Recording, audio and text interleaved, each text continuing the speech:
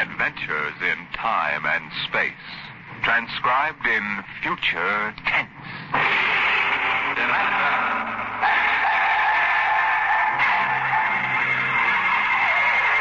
On stage tonight, Dimension X.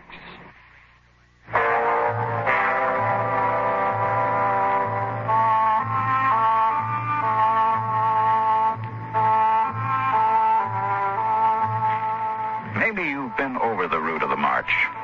The Cross-Mars Highway runs that way now. From the Calmac Canal on the equator, north to the Highlands, with a water station every 20 miles and a radar pickup and towing service running 24 hours a day. But there wasn't any highway 30 years ago in 97. There was desert. Hot, burning desert.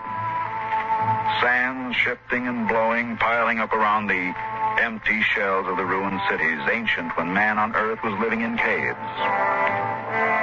I lived at the edge of the Calmac Canal then with my father.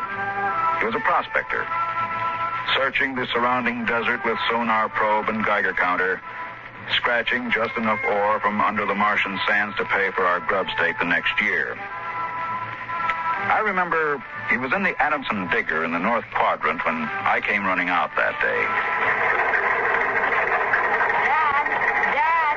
Dad! There's somebody coming, Dad, across the desert. You sure? I saw them. They're a couple of miles out. How many cars? They're on foot. On foot across the desert? Honest, Dad, I saw them.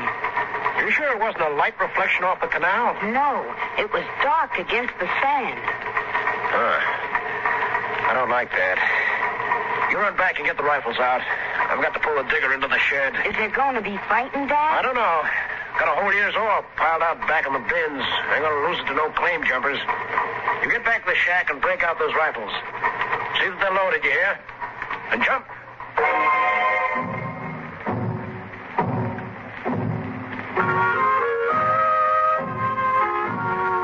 Dad had 3 surplus Army rifles and a couple of homemade grenades made out of ore cans stuffed with Adamson A explosives.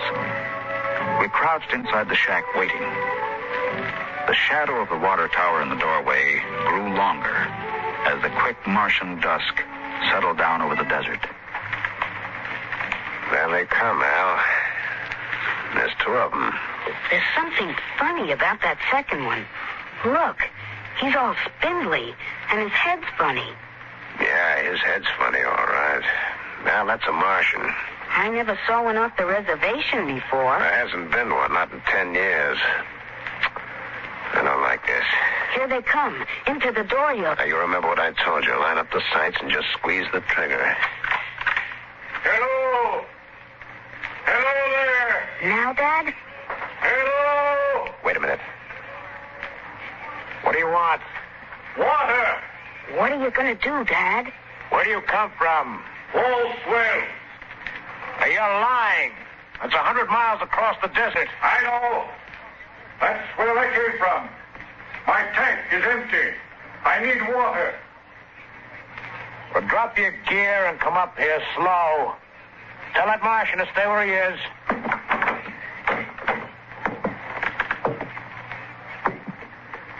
All right, now. Who are you? My name is John. John, huh? What are you doing with that spider? His name is Kantalka. I don't care what his name is. What's a human doing with a Martian? I found him in the dry bed of Calmac Canal, nearly dead of thirst. Probably ran off from the reservation. When our brothers are caged, they seek freedom. Brothers? Those spiders? All living creatures are our brothers, on Mars as on Earth. Oh, wait a minute. Bert Alstrom at False Wells told me there was a screwball hedge preacher over there hollering about letting the spiders loose off the reservations. Let no man call his life his own. No man or tribe nor nation. I guess that's you, all right. Yeah, Bert told me they called you Crazy John. Oh, well, I don't suppose there's any harm in you. Go on, fill up your tank at the air still. You can even have supper with us. We would be happy to. We? Well, What do you mean, we? Cantal Carr and myself. That spider? Oh, no. I ain't having a Martian sitting down to eat with me.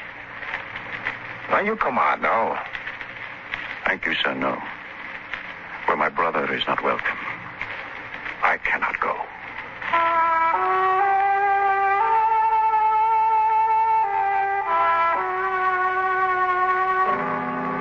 The old man filled his tank at the air still tower, and the Martian went through the ash pile for half-burned fuel breaking.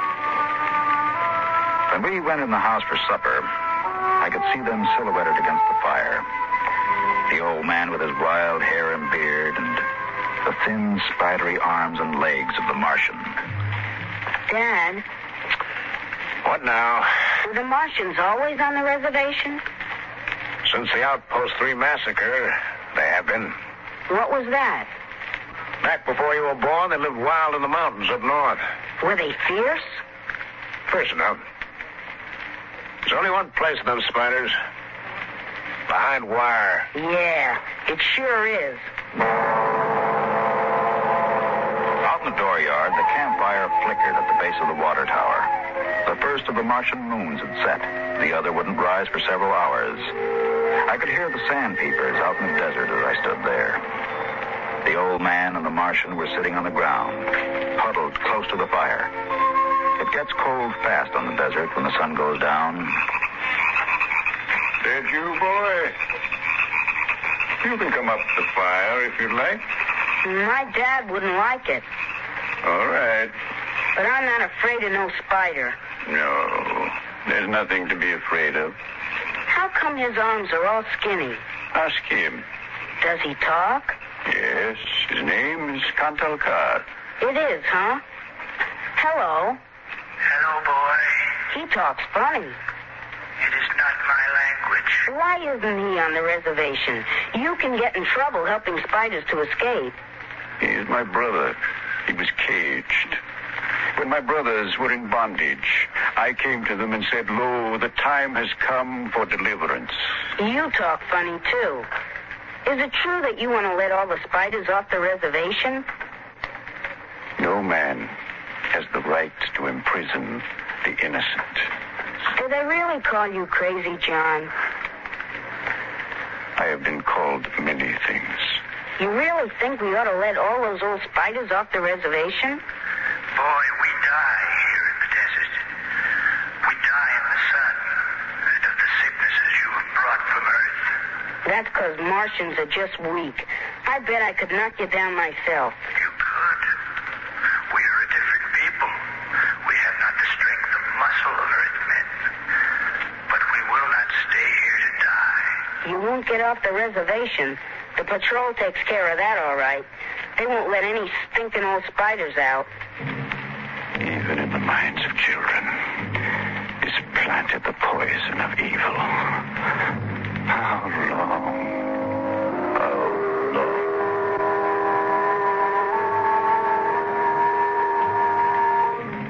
That night through the window, I could see the flicker of the old man's campfire. He was walking up and down now, shouting, singing hymns, verse after verse, his white beard catching the light as he passed behind the fire. The Martian sat slumped over, his thin, spindly arms folded across the huge barrel chest that had developed over the centuries as the air of Mars thinned and escaped into space. In the morning, I looked out, and they were gone.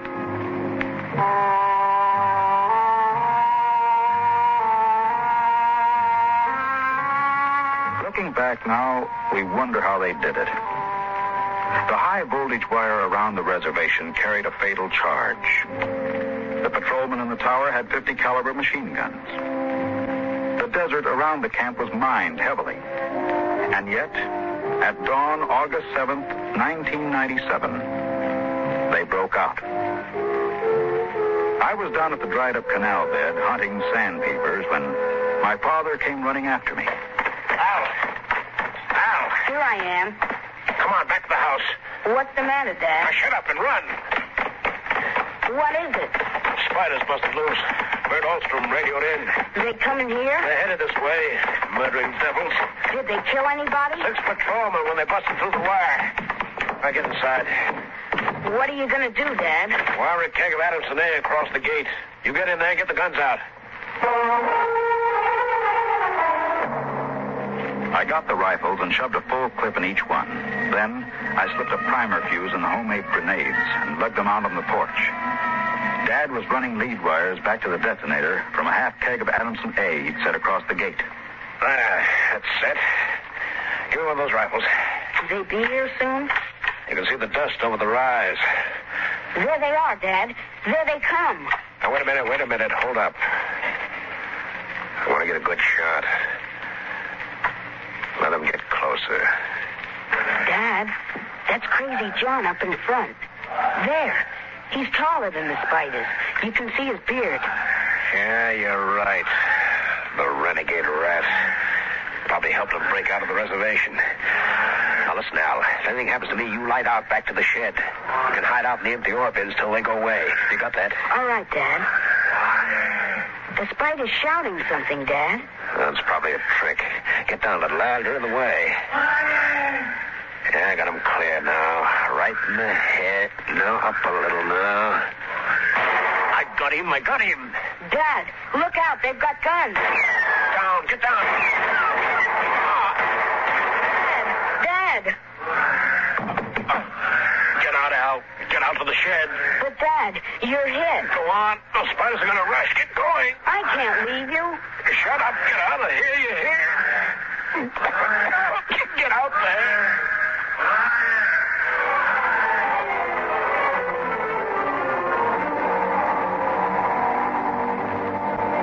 I ran back through the house to the shed, and behind me I could hear the Martian sweeping up to the dooryard. Then suddenly, the ground shook, and I could feel the dull concussion waves hit my ears as the Adamson A exploded.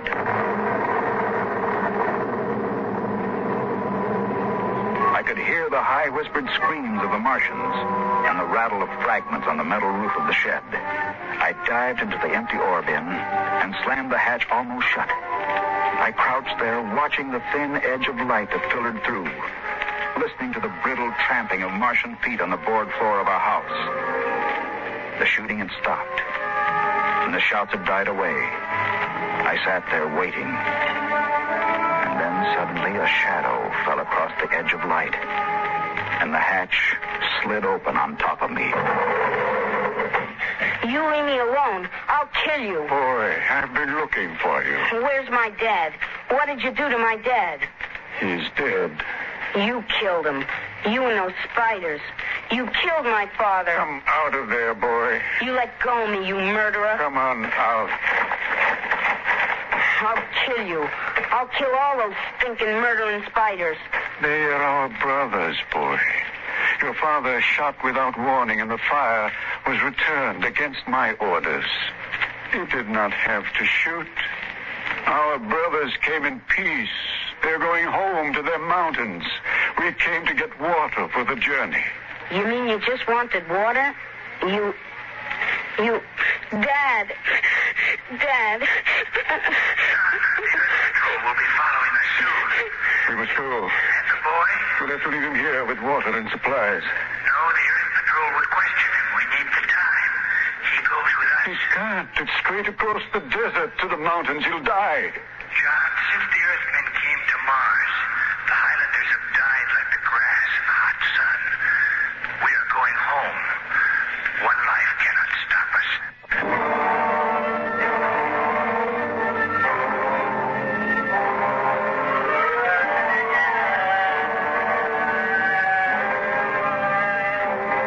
They tore the Adamson air still from the tower and mounted it on poles. They piled our supplies in the yard and loaded them on their backs. And then they started.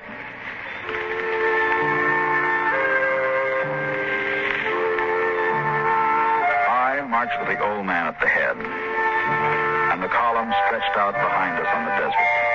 Women, children, the sick and the dying, some showing the signs of the diseases that were trivial to the Earthmen, but deadly to the Martians. chickenpox, German measles, and the bronchial infections that raced through the vast areas of Martian lungs, eating away the tissue till death came in a last spasm of coughing. I turned to look back at our house, but the sun was behind it, blinding red. And the old man pulled me around as he marched, his eyes fixed on the horizon where far to the north rose the cool mountains that were the ancient home of the Highlanders.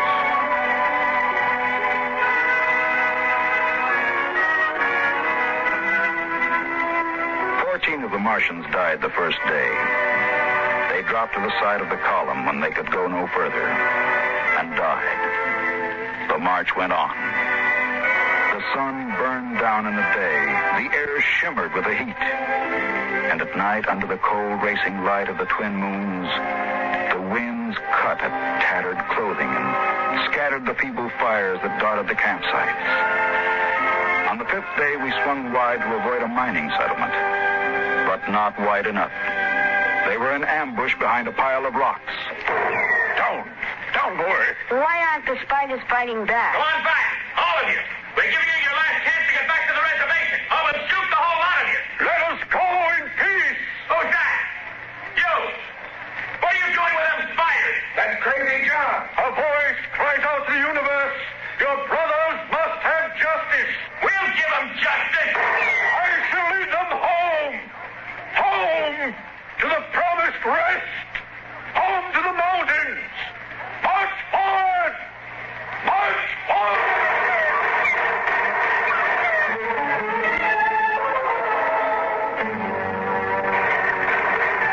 Past the rocks they marched, and the Earthmen fired as fast as they could reload. A Martian would spin and drop as the heavy caliber bullets shook his bones to brittle fragments. But the march went on.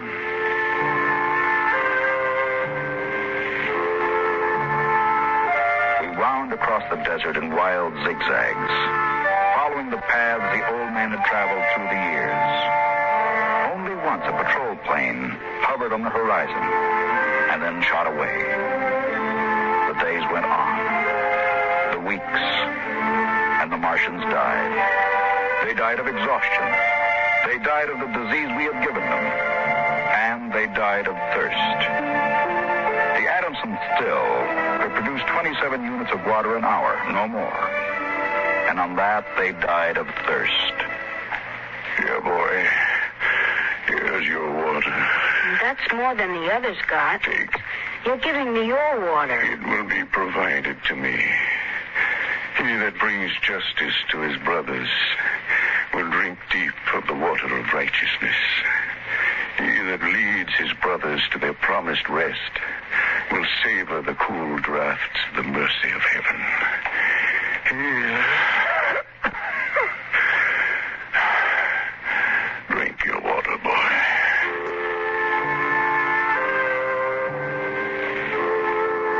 Across the desert, from the Calmac Canal to Fever Dip, past the towering mesas of the Higgins Badlands, across the dry sea bottoms, they marched. On the 54th day of the march, we halted at evening. The air was thinner and colder now. The rations had long since been exhausted. And around the campfires, they cooked the hard, bitter kernels of the dogbush nut that grew on spiny stalks like earth cactus. I lay down to sleep wrapped in the old man's coat. Early in the morning, before sunrise, I woke suddenly. The ground mist that had covered the desert the night before was lifting slowly, and I saw the old man standing by the burned-out fire, the vapor swirling around his legs, and the cold light of the false dawn edging his wild beard. Go back to sleep, boy. I can't. The end is near. I've led them through the wilderness, dry shod across the seas. And before us lie the mountains. It's over. We're there. I've led them home. And I must go back to the desert. You mean alone? Now, even now, I hear a voice in the wind.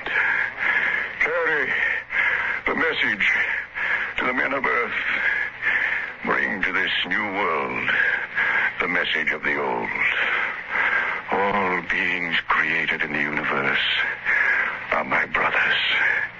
And he that harms my brother harms me.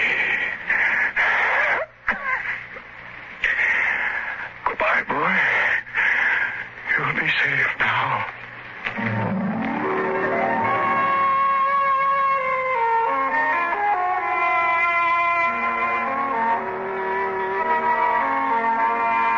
The Martians found him 500 yards from the camp, dead. He had given me his water.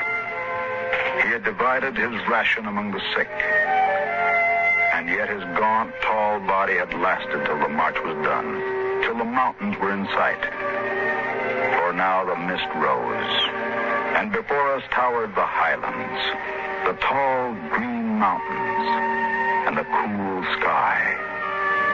The march was over. Of the 7,000 Martians who started, 900 were alive. They gathered now on the rise of ground and faced the hills. Their thin bodies wavered as they stood, and some dropped to the ground as they stood there. But there was a light of hope in their large, staring eyes. Most of them had died, but they had died on the way home. And now the march was over.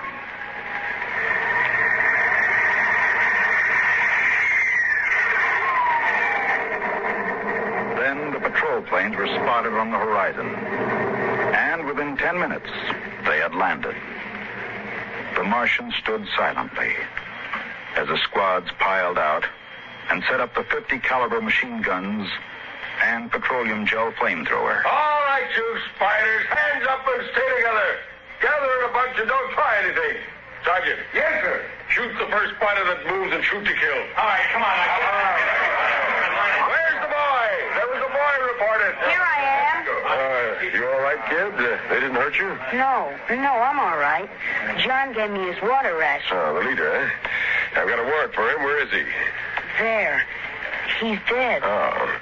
Well, just as well. I'd hate to be him in front of a settler's jury. What are you going to do to them? Oh, the spiders? You see those transport planes coming in?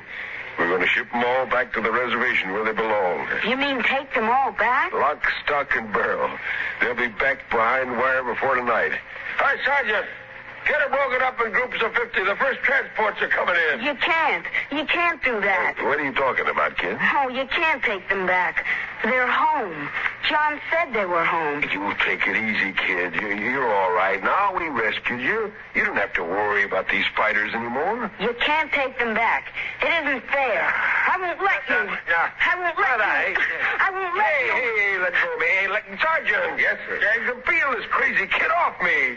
They're home. Can't you understand? You can't take them back. All right, now, kid. Easy. Must be short, Ken. All right, you spiders. Step it up. Move along. These transport planes. Roll over now. You're headed right back to the reservation.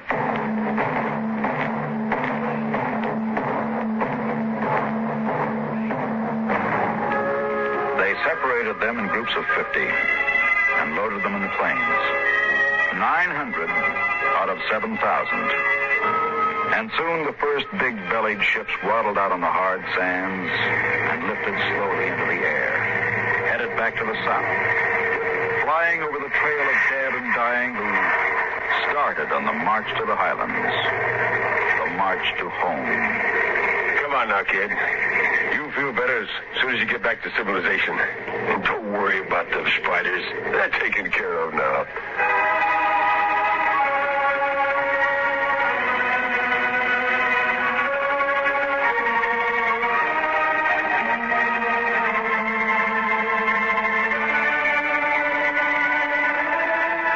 Before the plane took off, I looked once more at the green mountains, towering through the mist.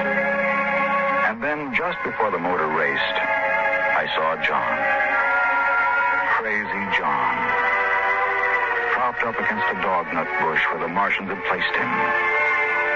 The wind from the south gave the wild hair and beard a rippling life. He faced the hills, the home, and the rest he had promised his brothers as he led them through the wilderness of Mars.